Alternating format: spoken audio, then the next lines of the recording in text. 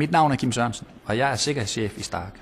Stark har 2.500 medarbejdere i sine 88 danske og 5 grønlandske forretninger. Stark er den professionelle håndværkers foretrukne indkøbssted. Set bagud har vi haft store problemer med indbrud i Stark. Det har vi haft, fordi vi har store værdier på små områder. Det gør, at udbyttene ved indbrudene bliver relativt høje.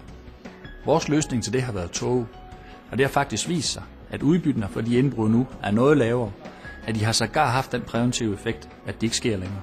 Vi står her i en af de nyere Stark-forretninger. Den fik fra starten af etableret togsikring.